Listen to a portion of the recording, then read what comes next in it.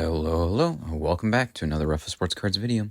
In today's video, we have a little bit of a different thing. We're going to be showing you unseen footage from the Fairfield Card Show, which was a couple months back. Actually, they are hosting another one. It's actually in Newark, I believe it would be. That is this weekend. I think it's a Saturday, one day for sports cards, the Saturday 21st. And then the next day, Sunday 22nd, is for Pokemon or TCG. If you've seen some of my older videos, you might notice how the camera is more zoomed out. That's actually one of the main purposes of me just doing this voiceover for this video footage. I was just trying to see if this was easier on the eyes, if you can actually tell what these cards are that I'm showing. Obviously, sometimes you might not be able to, especially if you don't know a lot of the cards that you see, but if you're, more traversed in your card knowledge, then you might be able to actually tell what they are, like how this is an 8 person booklet there. But just want to kind of see, because I was considering buying a newer GoPro in order to get better quality footage for you guys.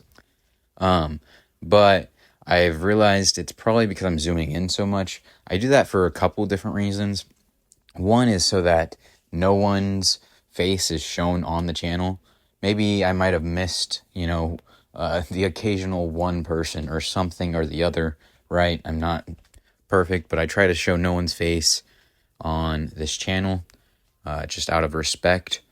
But so yeah, this might save me quite a little pretty penny to actually not feel like I have to go out and purchase a newer GoPro.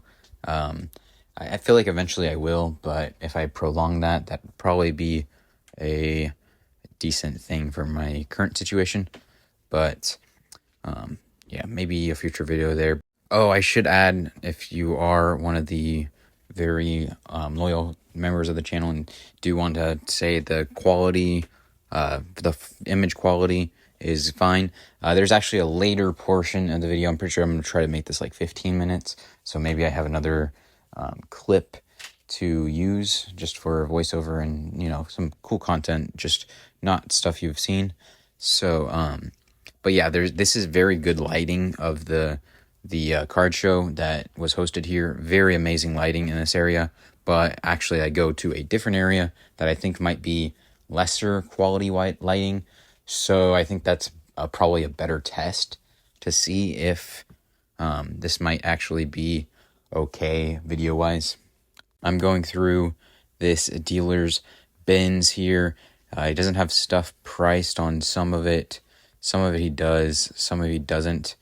But yeah, I've seen him, met him a couple different times going to shows, and this was a dealer who wanted to move a lot of his low-end stuff, was what he approached me with. I was literally just walking by looking for the next vendor table to start scavenging and scouring their boxes or inventory for deals to make in bulk quantities. And this was one of them that I think it was actually the first time that a vendor said, you need to look through these bins, and he wanted me to look through them, said that he would work with me, and he just wanted them gone, which after I piled all the cards up and all that, it didn't seem like he just wanted them gone. Honestly, he was really firm on his prices and all that. It's a lot of these cards that I'm picking out, we weren't able to get a deal done with. That's why I didn't really release this portion of my Fairfield Card Show adventure and trip. It was honestly probably one of the dim spots of the entire trip. I don't think I even recorded another deal until probably the next day, potentially. So that was kind of the last of the day 2 for the Fairfield Card Show for me that I got on tape And yeah, I was actually really excited going through some of these bins. Some of it was, lackluster. I mean, actually, there was a Travis Kelce red jersey number earlier. Those are from National Treasures, and those are to the player's jersey number. And so that's Patrick Mahomes' rookie year, 2017 National Treasures. I actually got that card graded, and it came back a PSA 9, and it is a Pop 1. I have a video of me going over my first ever grading submission. I did a blind PSA reveal once it came back, and some of these cards were actually from there. There's a Brian Urlacher I pick out. Not sure if it's on camera or not. But yeah, so one of the big things that I ask is if you do somehow recognize me, whether that's if I ever do a face reveal or if you recognize me by my voice, and you ask me to go through your stuff, please be mindful and don't say you're just wanting stuff gone and then have prices that are just honestly over comps. And nothing to this dealer at all, but a lot of it, I even showed him the majority of stuff was 1/4 the sticker price of what he had it stickered for, but he was so adamant about actually getting a lot for it. Once I piled up 400 cards, looked through all three-row boxes after him saying this exactly. Let's cue the tape here. Yeah, some stuff that I'm afraid still gonna be old and chicken yeah, so I figured I'd just grab them out if I had some way. I'll work with you on whatever. It's stuff that I've had a while. I'm doing a new battle, it's hands. Like I said, I have 2 more boxes. So yeah, again, nothing on the individual themselves. Obviously, it's just we had difference in what we both thought clearing out inventory would entail. But yeah, so we weren't able to get the deal done for like the good majority of this stuff. You see me just grab a massive pile. When someone says I just want this stuff gone, if I feel like for the most part, if it's a number that's in the realm of planet Earth, I feel like that should be enough to get the deal done.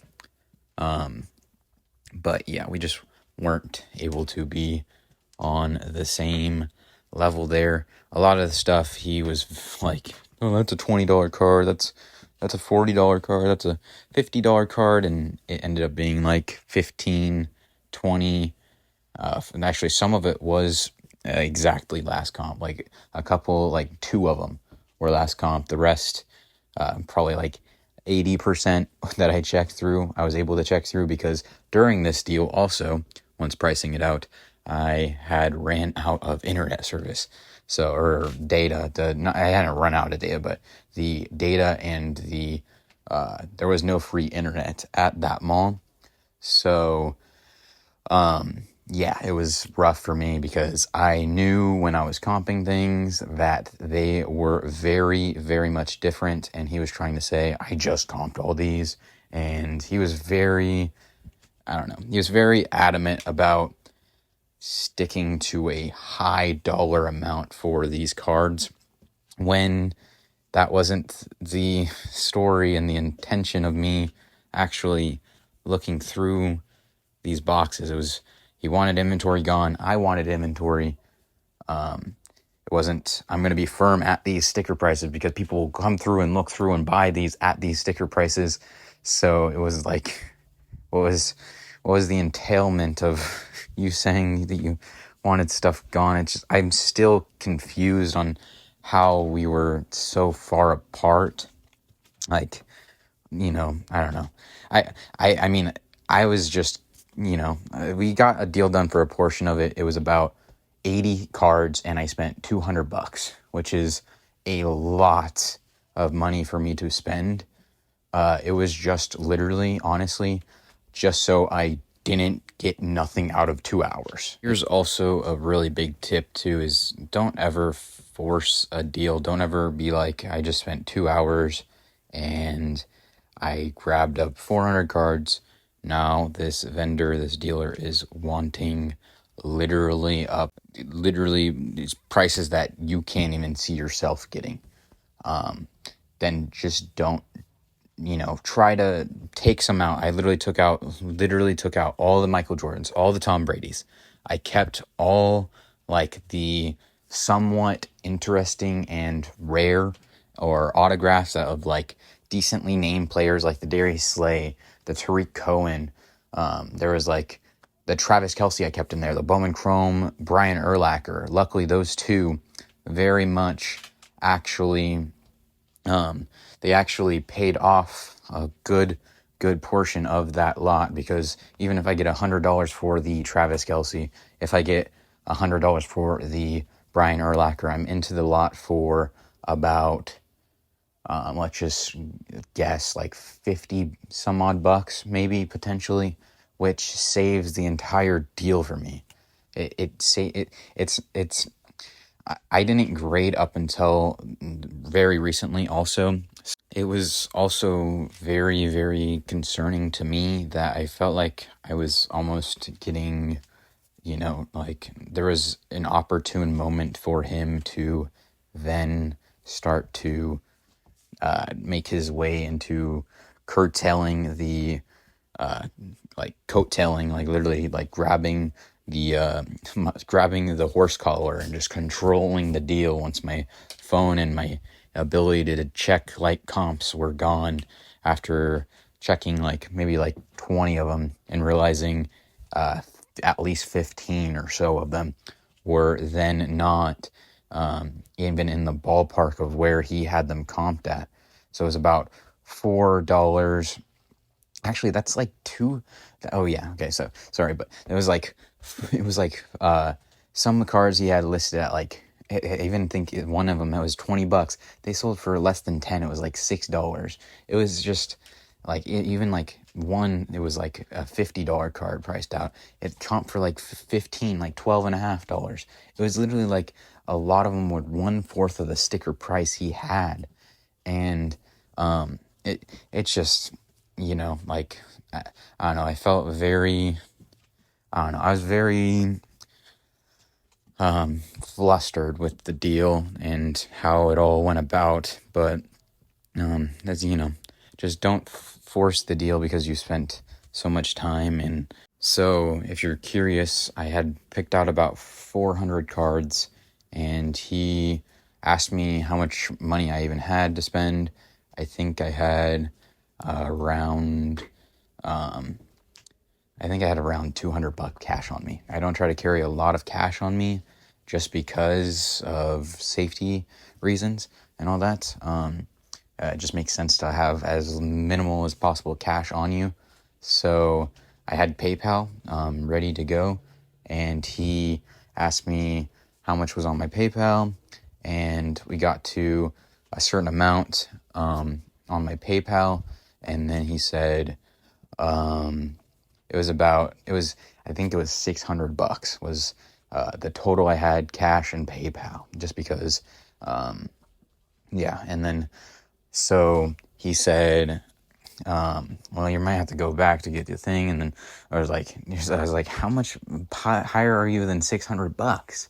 Because it was like very cheap Tom Brady's. I probably would, if I paid $1 on, like, like that's a lot to pay $1 on.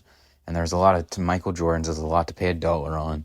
It was, like a lot of the majority is like cards that just are not, you know what I mean? Like if I see them in $1 bin, I'm going to put them together so I get them down to like 60, 75, maybe 50 cents if I'm, but I bought, this is another thing, right? Literally the host of the show had Tom Brady and Michael Jordan cards. He had about 225 each, 250 maybe. So I bought all of those, and he had them priced at like less than 50 cents a card. I think it was like you get like 25 for like $10 or something, it said on there. or something or the other, right? So I literally just grabbed the entire box, walked up to Dion, the host of the show, and then said, "What do you want for all of it?" And then he told me the price, and I was like, "Yep, done." And I grabbed the Michael Jordan box, I grabbed the Tom Brady box, did the same thing, and we worked out 2 deals. I even grabbed a Kareem Abdul-Jabbar in the same deal, and I spent like $200 for like 500 Tom Brady and Michael Jordan cards.